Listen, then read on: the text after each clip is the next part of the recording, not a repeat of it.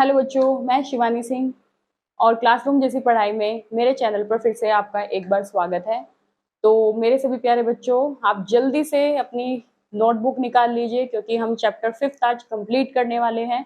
मैंने इसके बेटा कोशिका अंगक आपको ऑलमोस्ट सारे पढ़ा दिए थे पहली क्लास में। बस एक अंगक आपका बचा था, वो था अंतर्द्रव्य जालिका, जिसको हम इंग्लिश में बोलते हैं एंडोप्लाज्मिक रेटिकुलम। ठीक है बेटा, तो जल्दी जल्दी से आप अपनी नोटबुक निकाल लीजिए ताकि जो भी मैं यहाँ पर आपको नोट्स लिखवाऊँ वो आप मेरे साथ साथ लिखते रहिए। तो चलिए स्टार्ट करते हैं।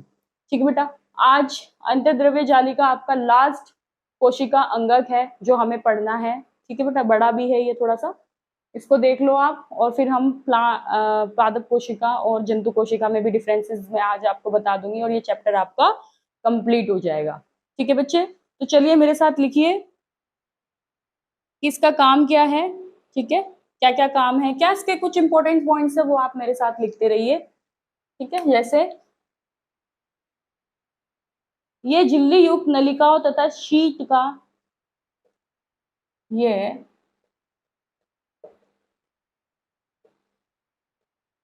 झिल्ली युक्त नलिकाओं तथा शीट का एक विशाल तंत्र होता है।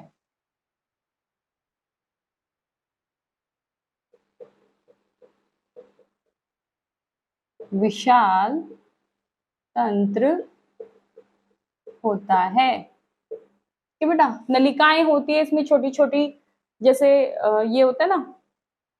अब आप कोई भी हैंड, अपना हैंड ले लो, तो यहाँ नसें होती हैं, आपको दिख रही है, ये नस है। तो ऐसी ऐसी छोटी छोटी सी नलिकाएं होती है, हमारी हर कोशिका में होती है नलिकाएं। ठीक है, कोशिका के अंदर नलिकाएं होती हैं। ठीक है, इसकी खोज किसने की थी बेटा? इसकी खोज किसने की? तो किस किसने की बेटा? पॉर्टर, कैलेडे एंड फ्यूलम। पॉर्टर, कैलुडे एंड फ्यूलम। फ्यूलम ने की थी जी, इन्होंने की थी, तीनों साइंटिस्ट ने। ठीक है, तीसरा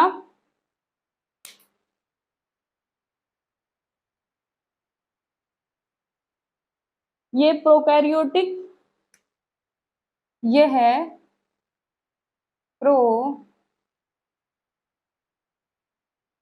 प्रोकैरियोटिक। आप मेरे साथ पॉइंट लिख लो, फिर मैं समझाती हूँ बेटा। कोरियाटिक कोशिका, कोशिका व स्तनधारी, स्तनधारी एरिथ्रोसाइट्स, एरिथ्रोसाइट, एरिथ्रोसाइट्स के अलावा सभी में पाए जाते हैं।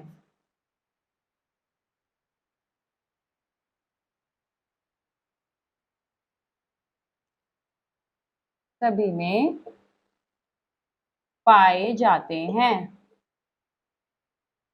ठीक है जी, उसके बाद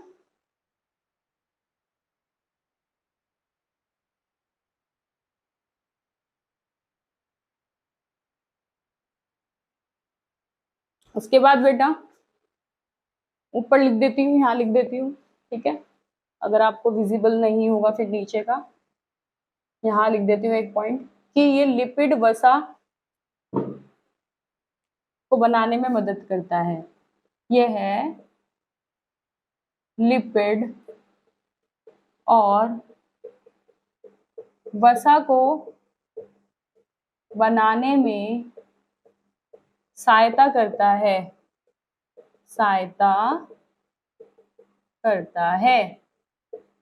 ठीक है बेटा, तो ये क्या करेगा? अंतर्द्रव्य जालिका लिपिड्स और वसा को बनाने में सहायता करता है। ठीक है, और ये ना, इसमें बहुत सारी नलिकाएं जुड़ी होती हैं और उन नलिकाओं से बेटा ये जितना भी आपका लिपिड और वसा है उनको आपकी सभी कोशिकाओं तक पहुंचाने में मदद करता है अपनी नलिकाओं की सहायता से। ठीक है बेटा। और इसकी खोज की थी पोर्टर, कैलिडन, फ्यूलम ने।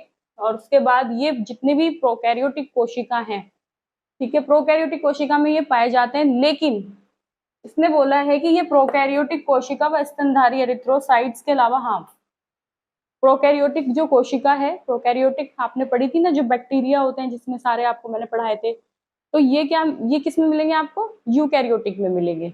एंडोप्लाज्मिक रेटिकुलम यानी अंतर्द्रव्य जालिका आपको यूकैरियोटिक में मिलेगा बेटा, प्रोकैरियोटिक में नहीं होता। प्रोकैरियोटिक एंड यूकैरियोटिक की एक बार आप वीडियो देख लेना, जो मैंने आपको शुरू में पढ़ाई थी, उसमें मैंने कुछ डिफरेंसेस लिखवाए थे, उनको आप एक बार जरूर देख लीजिएगा बेटा। क्योंकि प्रोकैरियोटिक आपकी विकसित कोशिका नहीं होती, अविकसित होती है, वो धीरे धीरे मॉडिफाइड हो जाती है। जब विकास हो जाता है उसके अंदर, तो वो आपका यूकैरियोटिक में आ जाता है। तो ये बेटा किस में नहीं होती? प्रोकैरियोटिक कोशिका में। और स्तनधारी जितने भी स्तनधारी एरिथ्रोसाइट्स, ठीक है, जो अपने बच्चों को दूध पिलाते हैं, वो स्तनधारी हो जाते हैं, वो ऑर्गेनिज्म। ठीक है। तो और एरिथ्रोसाइट्स आपको पता ही है, ब्लड, एरिथ्रोसाइट्स का मतलब होता है ब्लड, खून। हमारी एरिथ्रोसाइट जो होते हैं रेड ब्लड सेल्स होती हैं, तो उसमें ये हमारा नहीं मिलता है। ठीक है बेटा जी, बाकी सब में मिलेगा, बस इन दो जगह ये नहीं पाया जाता। और इसके दो प्रकार हैं, दो प्रकार हैं बेटा। ठीक है। अंतर्द्रव्य जालिका में डिफरेंसेस देख लो एक बार। ये भी दो पार्ट में टूट जाता है अंतर्द्रव्य जालिका। एक तो चिकनी, ठीक है, एक है आपका चिकनी, सॉरी, चिकनी अंतर्द्रव्य जालिका, चिकनी अंतर्द्रव्य जालिका, और एक है आपकी खुरदरी, खुरदरी, ठीक, खुरदरी अंतर्द्रव्य जालिका, अंतर्द्रव्य जालिका। ठीक है बेटा, इसके कुछ अंतर लिख लो। चिकनी का मतलब क्या है ना? कुछ अंतर देख लो इन, ये क्योंकि दो पार्ट में टूटा है तो कुछ अंतर देख लो इसके। पहला कि अंतर्द्रव्य, ये चिकनी अंतर्द्रव्य जालिका झिल्ली और नलिका से मिलकर बना है, झिल्ली और नलिकाओं, नलिकाओं से मिलकर बना है, मिलकर बना है। पहले इसके अंतर देख लो। उसके बाद ये इसका जो मुख्य कार्य है, ये लिपिड और वसा को बनाता है, ये लिपिड और वसा को बनाने में मदद करता है, बनाने में मदद करता है। ठीक है जी। इसमें राइबोसोम, राइबोसोम नहीं होते हैं। ठीक है, नहीं होते हैं इसमें राइबोसोम, या ये लिख सकते हो कि इसमें राइबोसोम अनुपस्थित होते हैं। ठीक है बच्चे, ठीक है। इससे नीचे आपको दिखाई नहीं देगा, तो मैं ये दोबारा से रब करके इसके देख लो एक बार, इसके भी 3 पॉइंट देख लो, फिर मैं रब करके आगे लिख दूंगी। तो बेटा ये सिस्टर्ने और नलिकाओं से मिलकर बना होता है, यह है सिस्टर्नी और नलिकाओं से मिलकर बना है, खुरदरी जो होता है। ठीक है। और इसका बस एक मुख्य काम यही होता है कि ये प्रोटीन को संश्लेषित करता है बेटा। जहां प्रोटीन संश्लेषण होगा, डेट मीन्स उसमें राइबोसोम प्रेजेंट होता है। यह है प्रोटीन का संश्लेषण करता है, इसमें राइबोसोम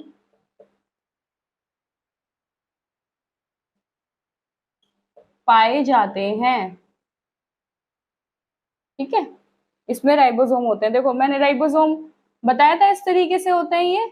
जैसे आपको गोल्जी एपरेटस, गोल्जी उपकरण बताया था, तो ये इस तरीके से सरफेस पे लगे होते हैं, ये राइबोसोम होते हैं बेटा, ये राइबोसोम है, राइबोसोम।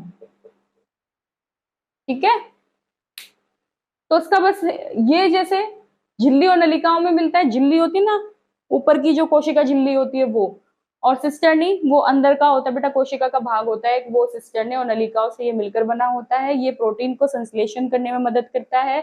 इसमें राइबोसोम होते हैं, और राइबोसोम अंगक का मैंने काम बताया था कि जहाँ राइबोसोम आएगा डेट मीन्स वहां प्रोटीन बनेंगे, तो प्रोटीन बन रहे हैं तो अमीनो एसिड बनेंगे, अमीनो एसिड बनेंगे तो फिर एंजाइम्स भी बनेंगे बेटा, तो इसलिए ये प्रोटीन को संश्लेषित करता है, और इसमें राइबोसोम उपस्थित होते हैं। ठीक है, तो इसके तो बस यही 3 पॉइंट इंपॉर्टेंट थे खुरदरी अंतर्द्रव्य जालिका के। इसके कुछ और 2 पॉइंट है, वो भी लिख लो, चिकनी अंतर्द्रव्य जालिका के। ठीक है, इसका काम क्या है बेटा, इसका लिपिड और वसा को बनाने में मदद करता है ये, जबकि ये सिर्फ और सिर्फ राइबोसोम को बनाएगा, लेकिन ये राइबोसोम नहीं बनाता, ये प्रोटीन नहीं बनाएगा। चिकनी अंतर्द्रव्य जालिका प्रोटीन नहीं बनाएगी, उसमें राइबोसोम होगा नहीं तो प्रोटीन भी नहीं बनेगा। प्रोटीन का काम खुरदरी अंतर्द्रव्य जालिका का करे होता है। ठीक है बेटा, ये इसका काम है। उसके बाद है उसके इसके एक और पॉइंट है इसका, ये भी लिख लो कि कोशिका द्रव्य के भागों, कोशिका द्रव्य के भागों तथा केंद्रक के मध्य प्रोटीन के परिवहन के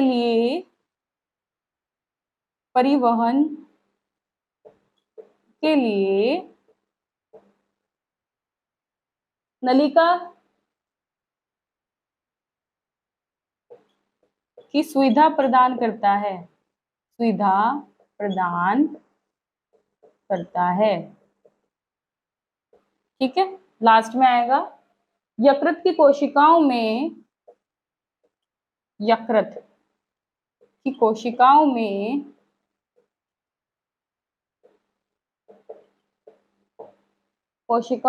विष तथा दवा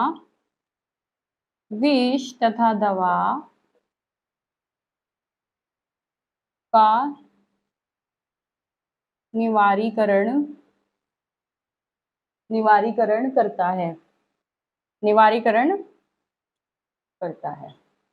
तो बस इसका एक ये 2 पॉइंट है बेटा कि कोशिका द्रव्य के जो भाग हैं उनके बीच, कोशिका द्रव्य और केंद्रक के बीच में जो भाग है वहां जो प्रोटीन को पहुंचाने में जो मदद कर, प्रोटीन को पहुंचाना होता है हमें कोशिका द्रव्य और केंद्रक के बीच में, जो भी और भाग होंगे उनके भागों तक।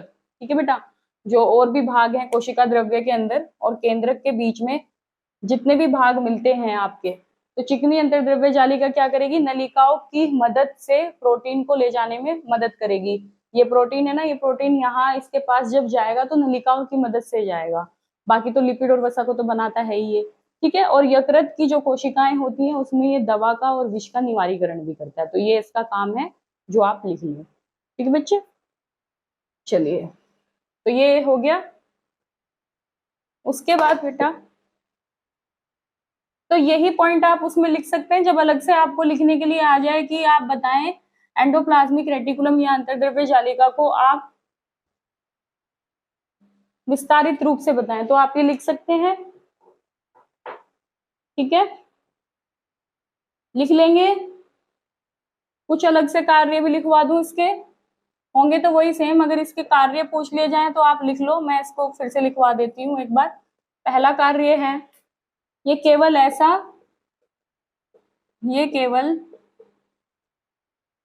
अंगक है,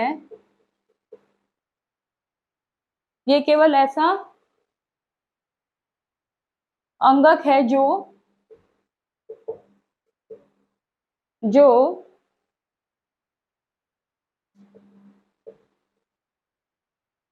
कोशिका के अंदर पदार्थों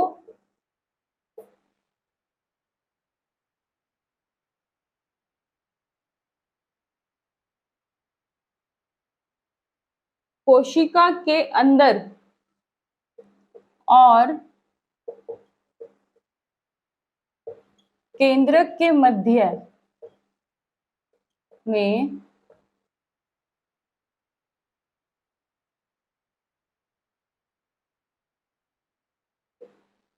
प्रोटीन, वसा, लिपिड को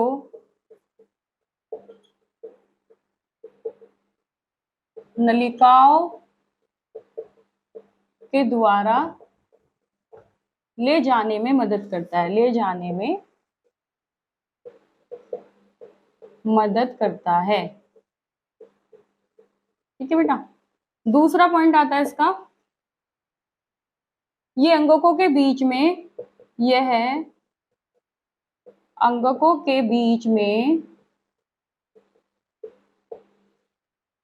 बायोकेमिकल रिएक्शन को, बायोकेमिकल क्रियाओं को के लिए स्थान उपलब्ध कराता है। ठीक है बेटा। ठीक है जी।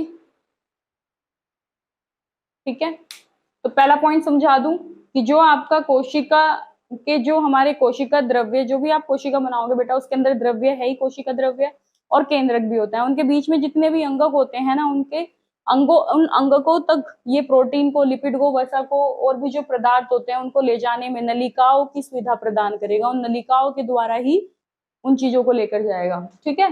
और यह अंगकों के बीच में कुछ केमिकल, बायोकेमिकल क्रियाओं को कराने में भी मदद करता है। ठीक है, जैसे मैं आपको बताऊं, और लास्ट में आएगा आपका एक पॉइंट और है कि ये विष और दवा का, यह विष और दवा के लिए महत्वपूर्ण है।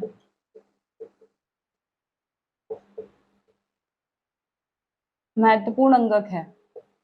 एक और बात बता दो बेटा कि यही एक ऐसा अंगक है जो नलिकाओं की सुविधा प्रदान करेगा। बाकी आपने जितने भी अंगक पढ़े हैं उसमें नलिकाओं की कोई भी सुविधा नहीं है, वो कोई भी आपको मेडिसिनली तौर पर कोई सुविधा नहीं दे रहे, कहीं विष नहीं बन रही, कहीं दवा नहीं बन रही है। ठीक है बेटा। बाकी सारे अंगक जो आपने पढ़े उसमें कहीं पढ़ा आपने नलिका? नलिका कहीं नहीं है, तो सिर्फ एक यही अंगक है जो नलिका की सुविधा प्रदान करेगा। ठीक है, इसलिए ये इंपॉर्टेंट अंगक है। ठीक है बेटा, बहुत महत्वपूर्ण है। जैसे मैंने अभी आपको ये बता दिया, मान लीजिए ये कोशिका है, ठीक है, और ये क्या है बेटा? केंद्रक है। ठीक है, मैंने बताया ये केंद्रक हो गया, और बेटा ये क्या है आपका? कोशिका द्रव्य। ये हो गया आपका कोशिका द्रव्य। अब इनके बीच में बेटा, इस केंद्रक के बीच में और इनके बीच में, ठीक है, ध्यान से देखिएगा, इनके बीच में लाइसोसोम भी है, इनके बीच में आपके माइटोकॉन्ड्रिया भी हैं। ठीक है, और इन्हीं के बीच में कुछ राइबोसोम्स भी हैं, इन्हीं के बीच में आपके गोल्जी एपरेटस भी हैं, गोल्जी उपकरण भी हैं, इन्हीं के बीच में आपका क्लोरोप्लास्ट भी है। ध्यान से देखिए। ठीक है, अब इन तक ये जो प्रोटीन है, जो आपका वसा है, प्रोटीन है, लिपिड है, ये कैसे जाएगा? तो बेटा यहाँ पर एक एंडोप्लाज्मिक रेटिकुलम, मान लीजिए ये ER है, एंडोप्लाज्मिक यानी अंतर्द्रव्य जालिका, तो ये ना कुछ नलिकाएं देगा इस तरीके से। मैं इसको अलग तरह से दिखा देती हूँ। कुछ नलिकाएं होंगी, कुछ ट्यूब्स होंगी, इस तरीके से ये ट्यूब होंगी। अब इन ट्यूब से ना ये सारा वसा, प्रोटीन जो भी इसके पास में है, वसा, प्रोटीन, लिपिड जो भी इसके पास है, वो सारे इन केंद्रक, ये जो केंद्रक है, ये जो केंद्रक है, ये केंद्रक के बीच में और इन कोशिका द्रव्य के बीच में, ये जितने भी अंगक हैं बेटा, ये सारे अंगक हैं, ये अंगक हैं, इन अंगकों तक पहुंचाने में, वसा, प्रोटीन, लिपिड को पहुंचाने में ER का बहुत ही महत्वपूर्ण रोल होता है कि ये जितने भी अंगक है ना, इन सबके पास में वसा, प्रोटीन, लिपिड पहुंच जाए। तो यही नलिकाओं के द्वारा पहुंचाता है इन सभी अंगकों तक ये लिपिड, प्रोटीन। ठीक है, ये बात समझ में आई? क्योंकि हमारा अलग से देखो, ये द्रव्य है और ये केंद्रक है।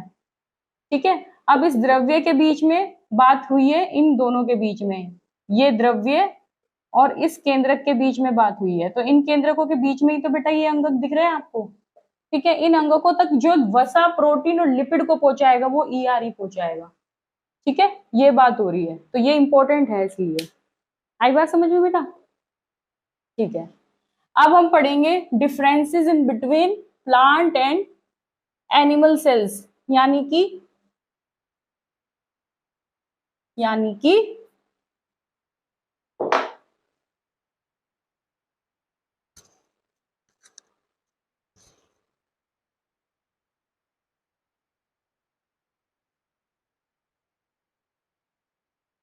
यानी कि बेटा कोशिका और पादप कोशिका और जंतु कोशिका में अंतर आता है। ये क्वेश्चन पादप कोशिका एंड जंतु कोशिका। ठीक है, इसको हम बोल देंगे प्लांट सेल, इसको बोल देंगे हम एनिमल सेल। ठीक है, ये तो बोलेंगे, यही बोलेंगे। ठीक है, तो बेटा इसमें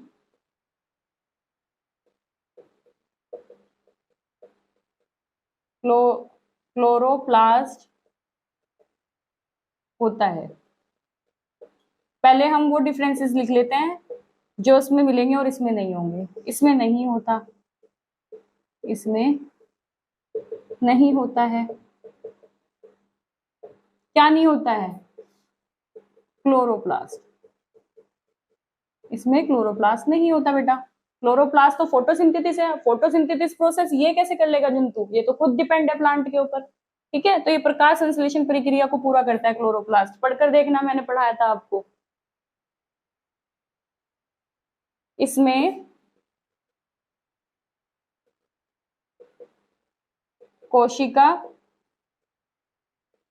भित्ति पाई जाती है। ठीक है, कोशिका भित्ति बताई थी मैंने, ऊपर की लेयर इस तरीके से, ये कोशिका है और ये वाली बेटा सेल वॉल है, कोशिका भित्ति। ठीक है, ये सिर्फ और सिर्फ किस में मिलती है? बताया था मैंने तुम्हें, प्लांट सेल में, यानी पादप कोशिका में मिलेगी। इसमें नहीं होती। इसमें कोशिका भित्ति नहीं पाई जाती। और कोशिका भित्ति का क्या काम है? आकार को निश्चित करना, आकार देना। ठीक है बेटा, पाई जाती है, नहीं पाई जाती है। ठीक है, उसके बाद है इसमें बेटा और क्या है? इसमें रिक्तिका सबसे बड़ी होती है। इसमें रिक्तिका सबसे बड़ी होगी, सबसे बड़ी होती है, जबकि इसमें छोटी होती है। जबकि इसमें रिक्तिका छोटी होती है। ये तो होती है बेटा।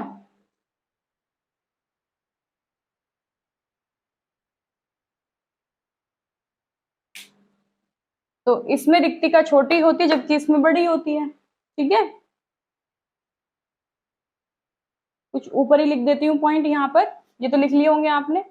तो बेटा रिक्तिका बताया था मैंने, बड़ा होता है रिक्तिका पादप कोशिका में, और इसमें जंतु कोशिका में छोटा होता है। ठीक है,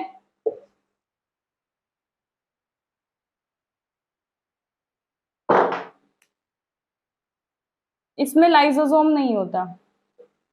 इसमें लाइसोसोम नहीं होता है।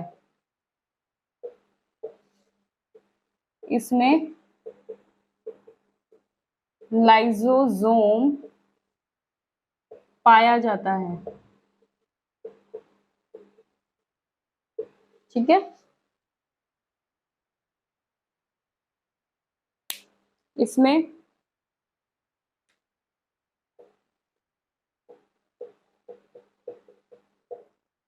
गोल्जी उपकरण होता है।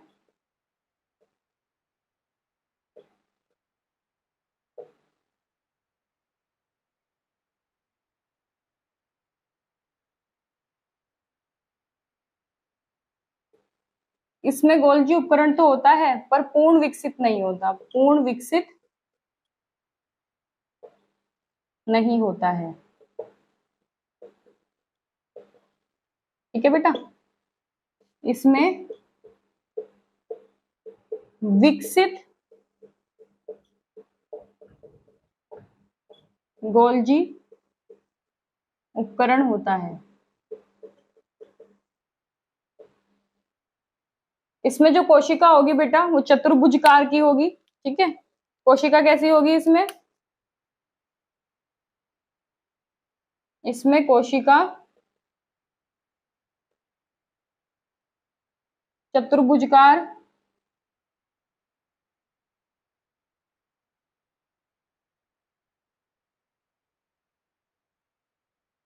चतुर्भुजकार होती है शेप में। इसमें विभिन्न आकार की होती है कोशिका, कोशिका विभिन्न आकार की होगी।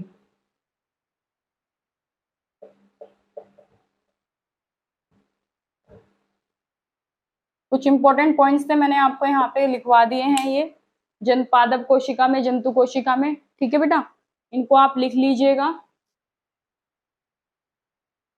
चतुर्भुजकार, और इसमें तो विभिन्न आकार की होती है जंतु में। जैसे देखो ये इस तरीके से होगी, कुछ इस तरीके से मैं बनवा चुकी हूं आपको। ठीक है, कुछ इस तरीके से आपको देखने को मिल जाएगी बेटा।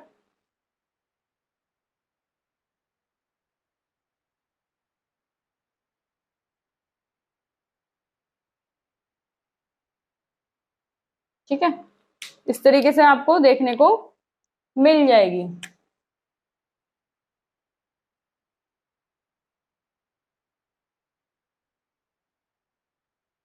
और इसमें कैसी होगी?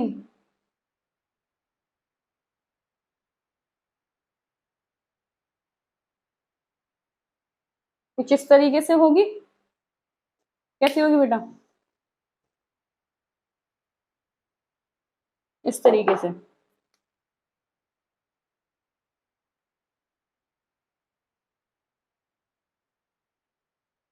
ठीक है, आपकी एनसीईआरटी की बुक में भी कुछ इसी तरीके से है बेटा। ठीक है, इसी तरीके से दी हुई है। ठीक है, इसमें भी न्यूक्लियस है आपका। ठीक है बच्चे, इसमें भी न्यूक्लियस है, इस तरीके से आपको दिया होगा। ठीक है, क्या है ये? केंद्रक है, ये भी केंद्रक है। ठीक है, फिर बड़ा बड़ा वैक्यूल है, रिक्तिका है, इसमें छोटी रिक्तिका है। ठीक है, इसमें बेटा आपको गोल्जी उपकरण मिल जाएंगे, बट वो नहीं होते, पूरी तरीके से विकसित नहीं होते। राइबोसोम है, राइबोसोम है। ठीक है, ये गोल्जी है, गोल्जी उपकरण है। ये आपका क्लोरोप्लास्ट है, क्लोरोप्लास्ट है। ठीक है, यहीं पे आपका माइटोकॉन्ड्रिया भी आ जाएगा। ये माइटोकॉन्ड्रिया है, इस तरीके से। ठीक है, इसमें भी मिल जाएगा आपको, इसमें आपको पूरी तरीके से विकसित मिल जाएगा। ठीक है, ये क्या था बेटा? राइबोसोम। ये क्या है? गोल्जी उपकरण। यहाँ कुछ लाइसोसोम होंगे, लाइसोसोम। ठीक है ना, यहाँ पर भी होगा बेटा आपका माइटोकॉन्ड्रिया।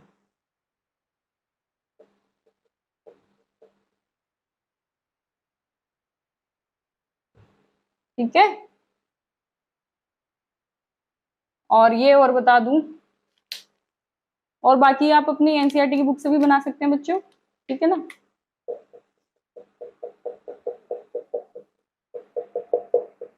ये कोशिका द्रव्य,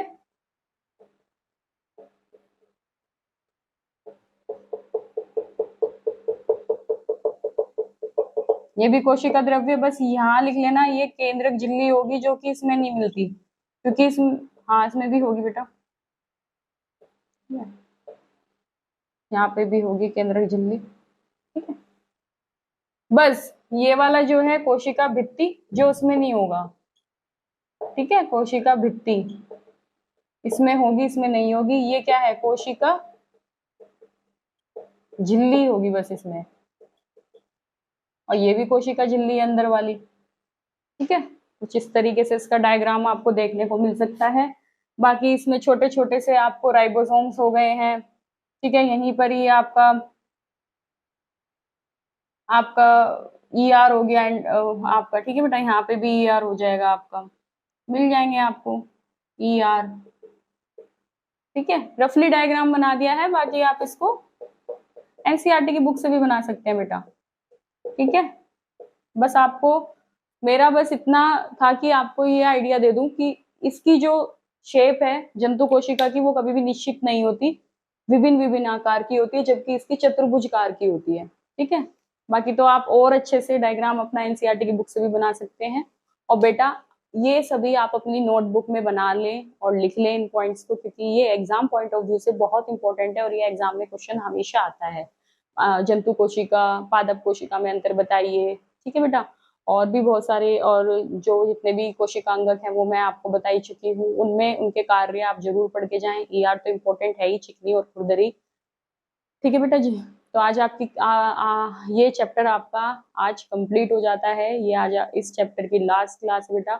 आपको मेरी क्लास कैसी लगी आप मुझे कमेंट सेक्शन में नीचे जरूर लिखकर बताएं, और मेरे चैनल को सब्सक्राइब, लाइक एंड शेयर बेटा एक जरूर कर दें, ठीक है। तो आप जब सब्सक्राइब करेंगे, तो लाइक करेंगे, शेयर करेंगे, तो मुझे भी लगेगा कि हाँ बच्चों को मेरी क्लास अच्छी लग रही है, मेरी बातें उन तक पहुंच रही है, समझ में आ पा रही हैं, ठीक है बेटा जी। तो आप जितना हो सके मेरी क्लास को शेयर कीजिए एंड सब्सक्राइब कीजिए, और लाइक भी जरूर भेजिए बेटा। और एक लास्ट में बोलूंगी, कमेंट जरूर करके बताएं मुझे कि मेरी क्लास आपको कैसी लगी। थैंक यू बच्चों।